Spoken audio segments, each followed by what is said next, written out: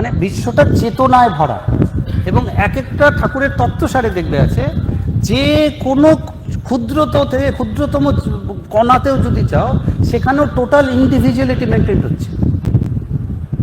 এখানে এই পয়েন্টগুলো খুব জরুরি, ইন্ডিভিজুয়ালিটিটা মেনটেন হচ্ছে, মানে এইভাবে এই যে, এবং যেভাবে ঠাকুরের সুন্দর কথা তত্ত্বসারে, এই যেভাবে এখন পাচ্ছ অনুভব সেভাবেই পাচ্ছ।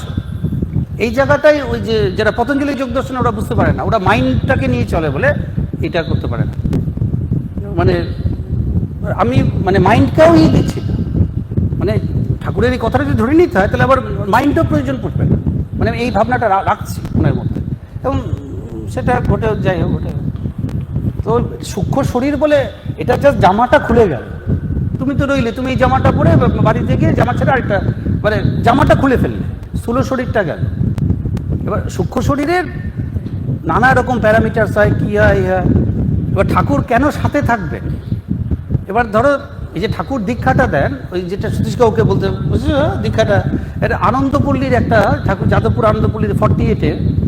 এবার ঠাকুরের দীক্ষা কেন মানে অন্য দীক্ষার মতো তো না। প্রথম কথা তো এরা খুব জন্মসিদ্ধ না, এবার আমার ঠাকুর জন্মসিদ্ধ, বোঝা গেল। এবার জন্মসিদ্ধ যখন দীক্ষা দেন, এবার সাইকিটা কি কাজ করে, ঠাকুরের ভীষণ সুন্দর ব্যাখ্যা। একটা মা পাগল বাচ্চার জন্য, বাচ্চা মানে মা মানে নারী, তখন মা তো হবে বাচ্চা হওয়ার পর, সে বাচ্চা হচ্ছে না, 10 বছর একই সাধনা, একটাই সাধনা, কিন্তু আমি মা হতে চাই, আমার কাছে ওটাকে লেখে 10 বছর। তখন একজন বললো যে তুমি অমুক পাহাড়ে যাও, এই যাও, ঠাকুর বলছেন, মানে ঘটনাটা ঠাকুর বলছেন। সে কিন্তু 24 ঘন্টা 1 পয়েন্ট এজেন্ডা, তার একটা মা হতে চাই, ঠিক আছে, সে একটা মা হবে। তাকে বলা হলো, একটা নির্দেশ আসলো, অমুক পাহাড়ে যাও, অমুক একজন মহাপুরুষ আছে, সেই একমাত্র রাস্তা দেখাতে পারবে। সে অনেক ঘেটে ঘুটে গিয়ে ওখানে গেল, গিয়ে সেই মহাপুরুষ তাকে দীক্ষা, তাকে আশীর্বাদ দিয়ে বলল, তোমার বাচ্চা হবে, একটাই বাচ্চা হবে, কিন্তু একটাই হবে,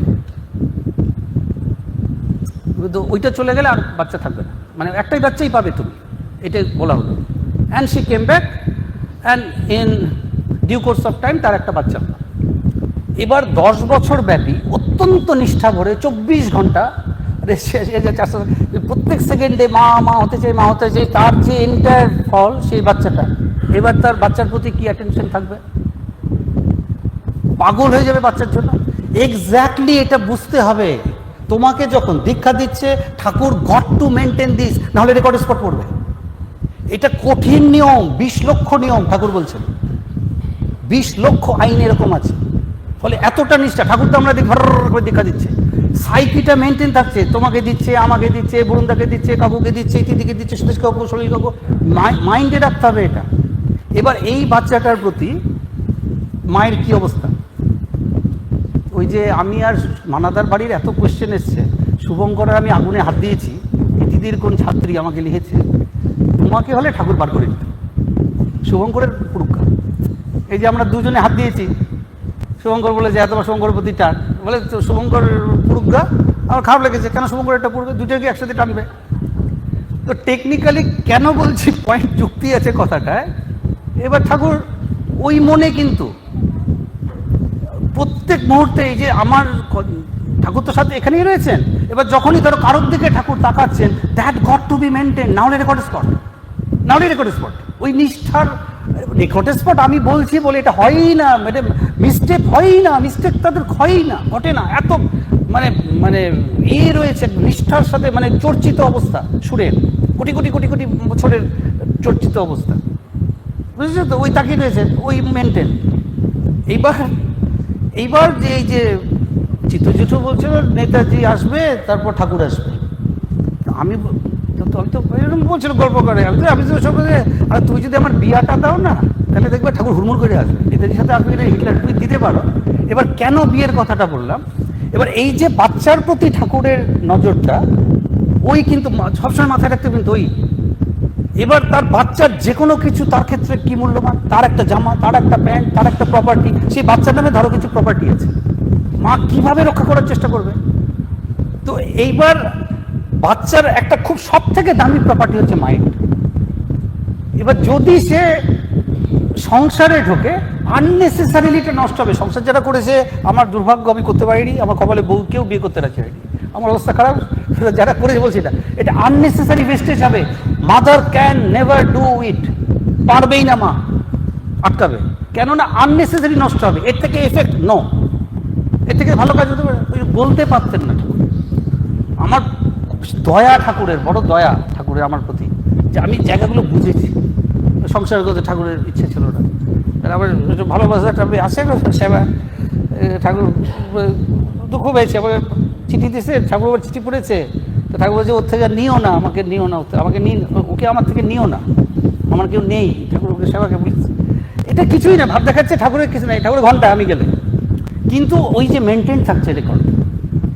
আমি চিত্রটাকে বলেছিলাম তুমি এক কাজ করো, ধর্ণী মেয়েতে একটা সিন আছে, জওহর রায় বন্দুক দিয়ে মালা দিয়ে পার্থ আর জয়াবতীকে বিয়ে দেবে, মাথায় বন্দুক থেকে বিয়ে দাও, দেখো ধর্ম করে আসে কিনা। নেতাজি হিটলার ঢাকা কবে আসবে যাবে তোমার ব্যাপার, এটা তোমাকে একটা রাস্তা দেখিয়ে দিলাম। যদি তুমি খুব সিরিয়াসলি ইন্টারেস্টেড হও ঠাকুর কানার ব্যাপারে, ইউ ক্যান ডু ইট। তারপর করে দেখো ঠাকুর আসে কিনা। আমি তো বিয়ে করবো না, ঠাকুর বলছেন আপনি কেন করতে হবে, তুমি জোর করে তো দিতেই পারো, একটা বন্দুক দিয়ে। আছে একটা সিন আছে ধর্ণী মেয়েতে, আছে না, বন্দুকের নলে জহর করবি না মানে পাত্র বিয়ে করবে না তো, আচ্ছা জয়াবাদুরের সাথে বিয়ে দেবে, করবি না মানে বেটা বন্দুকের মাথায় বন্দুক থাকলে কে ইয়ে বুঝছো, বিয়ে করে ফেলেছে। তো এইটাই ওইটা তো পয়েন্টটা এটা, সে যদি কোথাও মিস্টেক করে, কোথাও একটা ভুল স্টেপ ফেলে দেয়, তাতে করে স্পট করবে। যে বলেছে সে ভালোবেসেই বলেছে, শুভঙ্করের আগুন পুরুক গেটে আমি চাইবো না। আমি বলতে চেয়েছি ওই ঠাকুর অখুশি খুশি, এটা প্রত্যেকেরই এইটা পাওয়ার কথা। এখন আমার কাছে শুনছো মানে এগুলো তোমরা যদি চর্চা করো তোমরাও পেতে শুরু করবে এইভাবে রিটার্নগুলো। বুঝতে পারছো, দীক্ষাটা আনন্দপল্লী দিতে বলা, মা ঠাকুর দীক্ষা দিচ্ছেন মানে নর্মাল দীক্ষা না, বলছি তো বারবার, একটা জন্মসিদ্ধের বীজ। এখানকার সে আসেই নেই জন্মসিদ্ধ বললে ছোট করা হয়, এটা জন্মসিদ্ধ, এখানে ওটাকে হাই স্ট্যান্ডার্ড ধরা হয়, যেহেতু যোগশাস্ত্রে যোগ দর্শন সামথিং মানে ইউনিক এবং অদ্ভুত ব্যাপার। তো আমি সেটা ফিল করি, আমি সেটা জানি, ঠাকুর ইজ উইথ মি। এখন একা থাকলে বা সন্ন্যাসীদের মধ্যে থাকলে ওটা প্রকট হয়ে যায়। কেউ যদি বডিলি আসে সামনে, যদি বডিলি আসে, তিনটা সিচুয়েশনে ঘটে, তাই তুমি তাকে টেনে এনেছো, নয় সে তার স্বেচ্ছায় এসছে, বা পরিস্থিতি তৈরি হয়েছে। আমিও টানিনি, তুমিও টানিনি, রেল স্টেশনে হঠাৎ দেখা। তো এই তিনটা পয়েন্টে দুজনের মিটিং পয়েন্ট হতে পারে। মানে স্থূল সূক্ষ্মতা তো সবসময় রয়েছে, তো স্থূল শরীরে ওই পরিস্থিতি অনেক সময় তৈরি হয়ে যায়। ভিড়ের মধ্যে রেডি নয় তো, মানে মানসিকভাবে বা ওইটা নয়। সন্ন্যাসী তো জীবন মরণ সমস্যা, দেওয়ালে পিঠ ঠেকে গেছে ওদের। ওরা একটা 80 বছর ধরে একটা সাধনা করে, ওটাকে আমি সরিয়েছি। এবার এটা যদি ফুল প্রুফ না হয়, আবার একটা প্রমাণ এসে গেলে ডাকি এসে গেল, ঠাকুরের সাথে দেখতে পাচ্ছি আমার কাছে বসে আছে, কি নানা রকম ভাবে দেখতে পাই। তো সন্ন্যাসী সংসারী বলে